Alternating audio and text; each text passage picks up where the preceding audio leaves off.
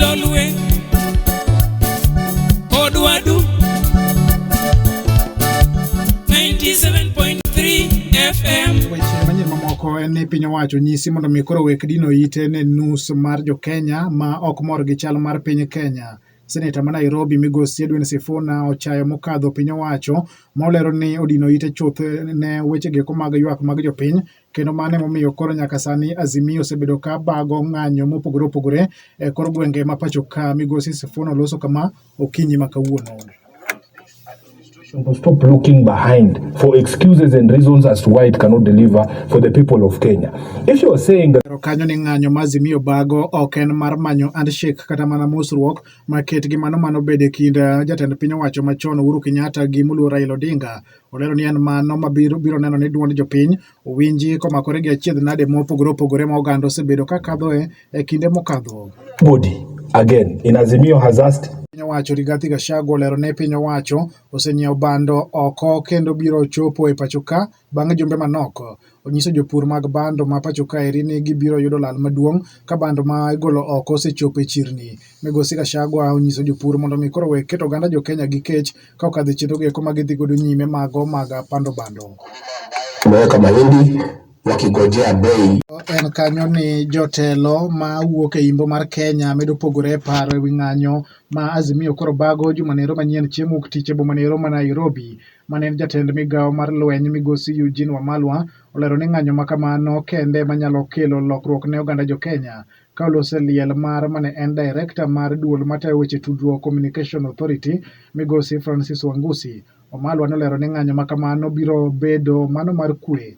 Kata kamano jod bura ma Kimilili Migosi Didmas Barasa okwedo ng'anyo nero ma Azimio chano bago ka olero ni ng'anyo ma kamago geto ketho weche geko mag arita ka achiel gi chocho weche geko mag uchumi mar piny Kenya. Oko piny owacho biro chuno mondo mi koro many hola maromo siling bilion 700 mano mar bugo bajet mabiro mar 2023-2024. Mana kaluwore gi andiko mar bajet molieki maromo siling trilion 3.6.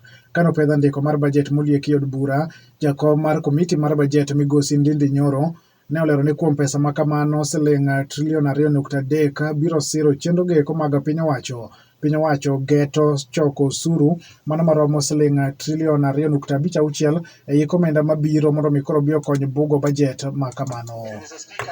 Plans mar NGCDF kaka mano mantiere e pacho ka taro mar chik jod bura oketo ne CDF bajet maromo siling bilion 53 ka kar chung od bura ka kar chung od bura idhi medo omenda maromo siling milion 30. Counties oketo negi siling bilion 385 gino ma governors kwedo ka gilero ne gin gidwaro ma ok tinde siling bilion 425 mondo mi koro biro kony chenro geko mag dongruok e counties ma pacho ka.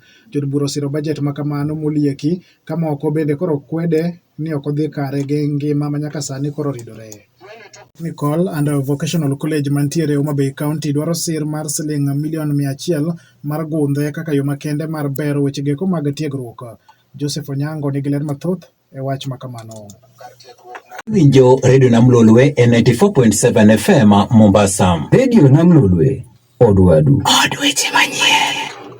Weche manyien matimore e pinje ma oko. Piny mar Nigeria ochoro nyime kweno mar jopiny nero kata mana census mano onego bed ni koro itimo tarik 29 e dwe nieri. Ochore nyaka e dwe mar 5 kaluwore gi weche geko mag yiero mag governors ma itimo tarik 18 kaka ne olandi gi duol mano matayo weche geko mag yiero e piny nero mar Nigeria. Ma e kweno mar jopiny ma Nigeria timo tok higni 17 mokadho. E kweno mokadho noyud ni jo Nigeria gin ji moingo milion 200 ka kweno makamano itiyo godo e weche geko mag pok mag mwandu mawuok e modhi mag petrol ka achiel gi weche geko mag kombe mag telo gi mwandu mopogore opogore mag piny nero. Ler makama iro chiw gi jatend migawo mochung' ne weche geko mang'iyo ngima oganda e piny nero mar Nigeria Migosi Lai Mohammed ma okwayo oganda e piny nero mondo mi koro bed gi horuok kaluwore gi kweno kata mana census makamano ma koro chor nyaka e dwe mar 5 higa nieri.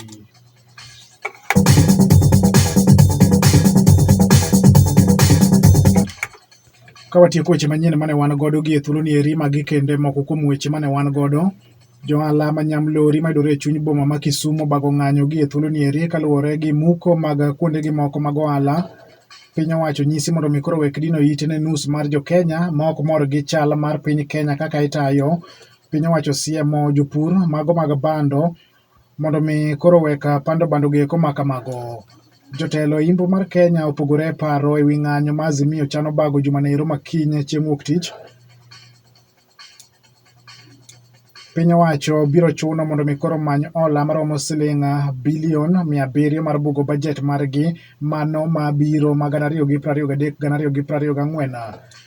E sechegi eko ma okwa jodolo mondo mi okel thek e kind jatend piny owacho William Ruto kaachiel gi ogai mar Azimio Raila Odinga e wechegi eko mag telo kaachiel gi mago momiyo nyaka sani koro Azimio chano bago ng'anyo ka kweno mar oganda e piny mar Nigeria ochor nyaka dwe ero mar 5 e higa ni eri. Wachopo giko weche manyien adimba gi thuolo ni eri. Weche manyien dugo ni kendo e yor adimba komolo kanyo saa 7 mar odiochieng' bang' sa ka bang' sa ibiro bedo kido weche manyien e yo machiek. Nyinga Evans Odhiambo. Radio Nam Lolwe Odwadu 97.3